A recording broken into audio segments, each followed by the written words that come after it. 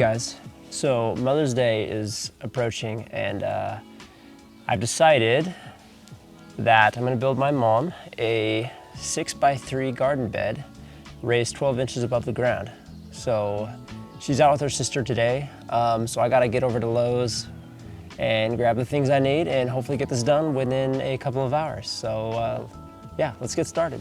To build the 6x3 garden bed, I determined that I needed 6 2x6 by 12 foot boards, a 2x4 for bracing later on, and a pack of 10 by 2.5 deck screws. Okay, so we just got back with all the lumber. I've got just enough to build the frame because I'm not sure how I'm gonna do the topper yet. I don't know if I wanna use 2x6s or 2x4s as the area to sit on and create the overhang off of the edges and on the inside as well.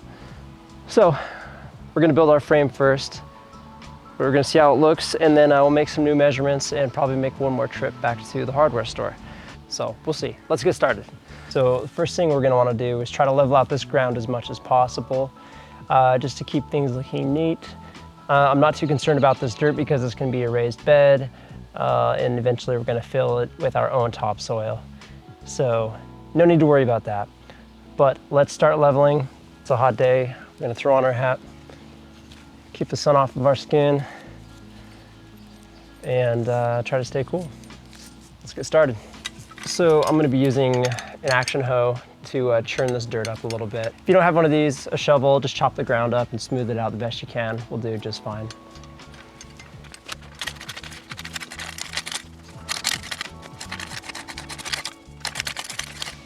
So once we have the ground smoothed out, we'll just start laying some boards down and finding our shape. So this board, you can see there's a bit of a curve on this side. You'll want to face this side of the board inward in towards the garden bed. This just helps with aesthetics. That way it's not as noticeable on the outside, because the opposite side, it doesn't have too much of an outward curve, so this will look much better facing outward this way. So the two sideboards should be around 6 feet long, and the two short sideboards should be around 3 feet long. Measurements will not be exact due to the width of the blade that cuts them, but just be sure to compensate for that. And if it's not level, just go ahead and scoop the dirt out. I think 6 feet is going to be a very good size for this garden here. Okay, now we're going to drill our pilot holes and secure the first layer of the garden bed. Good rule of thumb is to measure about 1.5 inches down. That way you don't risk splitting the board, and you have plenty to work with in case you make a mistake.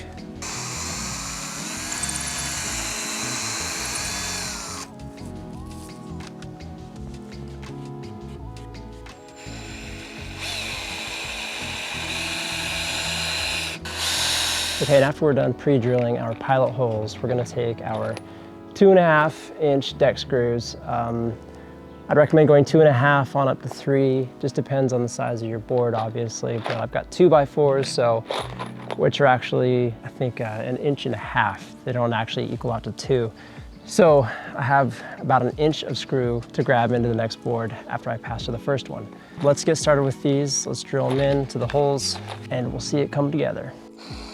It's important to use a drill bit large enough to fit the size of the screw head to eliminate any chance of stripping. So don't do what I'm doing here. All right, so now that we've gotten the first level built, I'm gonna take the rest of my wood off to the side here and build the next frame. After that, we'll put the two frames together. We'll put in our joining blocks in the corners, and that'll secure everything else, and it'll start looking like a completed bed. Go ahead and just pre-drill a little bit, and then check your board, make sure you're still flush. Things are looking good. There we go.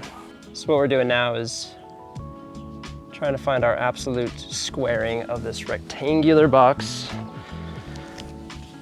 How many inches do we have on the first side? 82. How are we looking right there? 82 there. The purpose of what we're trying to do here is find 90-degree angles from each corner of the box. This way we know we have a perfect rectangle. So now we are ready for our corner block bracing. And what we're gonna do is we've taken these cuts here. These are around 11 inches. Again, it might differ for you. We're gonna put 2 screws on this side and 2 on the inside, just for a little better aesthetics.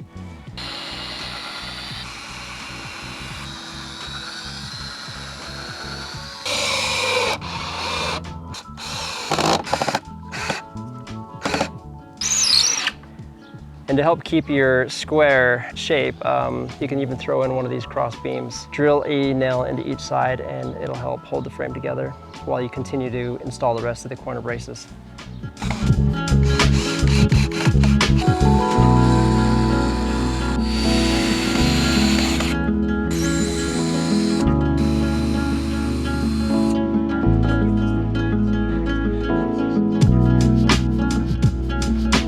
Okay, and then we're gonna place on the top layer and we'll re-square it up, but it looks like it's fitting in really nice.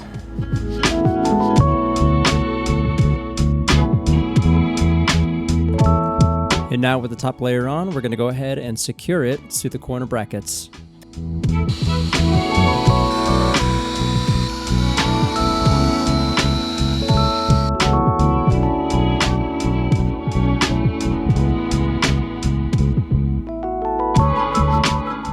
All right, after we've got the 4 corner braces in, we're going to wanna grab 2 more braces for the sides here, just for a little extra stability.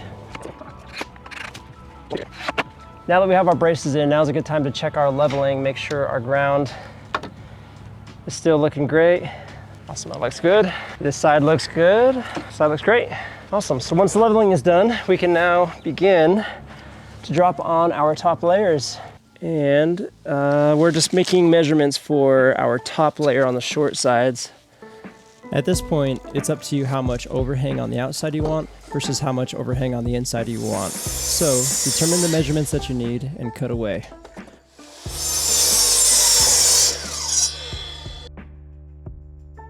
We're taking 2x6 cuts and creating an overlapped topper layer just to make it a little more comfortable to sit on.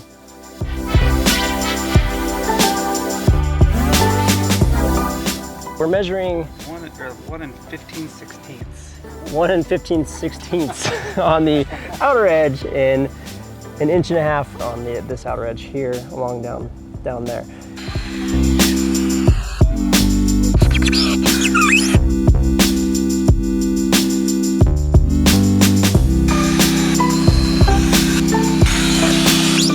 All right, so now we've got our short sides drilled in. All we have left is drilling pilot holes for our longer boards, and this garden bed is about 99% done at that point.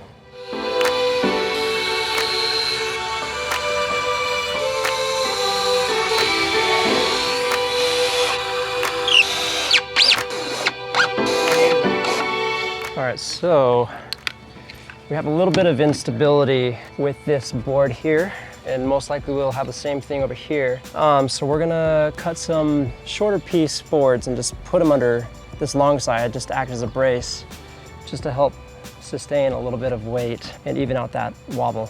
All right, so Jake has gone and cut just a few little braces. This is what they look like. We're gonna place them under here just to add a little bit more stability to these longer sides. Just to give you guys an idea of how we're doing the braces. 2 pilot holes, 2 screws, and add so much more stability. And there we have it. We're a little more stable and secure. Just feel a lot better. Much better. All right guys, well there you have it. There's our 6x3 raised garden bed. Hopefully you learned a few things from this video. If you have any questions, please leave them down in the comments below. And of course, I always try to answer them as quickly as I can. But my mom should be here any minute. Yeah, but Almost got there. But my mom should be here any minute, so let's see her reaction. Let's see how she likes it, and yeah, let's just jump to it. Hello. Oh my gosh! Who did that? Did you do it? Jake and I did it. Oh my gosh, you guys! Thank you! Thank you, thank you. That's so exciting. Thanks, Jake. You're just videoing me. I'm just videoing you. I'm so happy and I'm so surprised. What a surprise. That's sweet. I'm so excited. That is so cool. I am so happy. Glad you like it. I love it. Mission accomplished, but the work's not done yet. We still need to prep it to be filled with dirt and be planted in. I took some visqueen and stapled it to the inside of the box to eliminate any water and dirt from seeping through the cracks on the outside. This box measures 6 feet by 3 feet by 12 inches tall, which equates to 18 cubic feet of dirt required to fill it with. So we picked up 12 bags of soil, each measuring 1.5 cubic feet, totaling our 18 cubic feet requirement to fill this garden bed. And here's the final result. 4 weeks later, fully stocked with vegetables and flowers.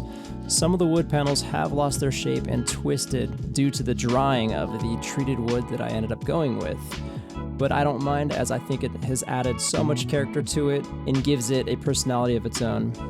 Thank you guys for watching this video. I hope you enjoyed it. Again, if you have any questions, please let me know down below. Until the next one, we'll see you around.